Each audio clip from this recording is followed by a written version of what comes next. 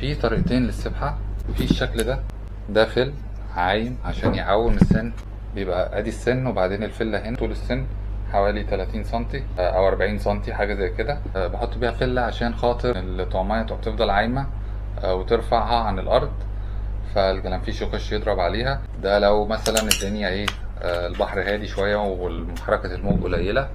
وفي الشكل التقليدي بتاعنا العادي، الطريقة التقليدية القديمة، هي عبارة عن سن تحت اللي هو يا دوبك السن من غير اي حاجة، وبعدين الرصاصة، وبعدين 3 سنون فوق الوش اللي هو طول السن من الخيط الاساسي بتاع السبحة حوالي مثلا 30 سنتي فيما اقل حسب ما انت بقى محتاج او حسب النوع اللي انت بتشتغل عليه. وحاول ما بين كل سن وسن يكون في مسافة كويسة عشان لما السبحة تنزل في المية والخيط مثلا لو رخى من الموج ولا حاجة السنون ما تتعقدش في بعض. انت ممكن تجهز السبح دي في البيت الاول، تبقى عامل كذا مقاس بكذا وزن، تلفهم على فله بالمنظر ده كده، وتستغنى عن ان انت يبقى معاك ايه علبه سنون وخيوط والكلام ده كله، بحيث ان انت يا دوبك تفك دي من الفله وتعلقها. سلام عليكم.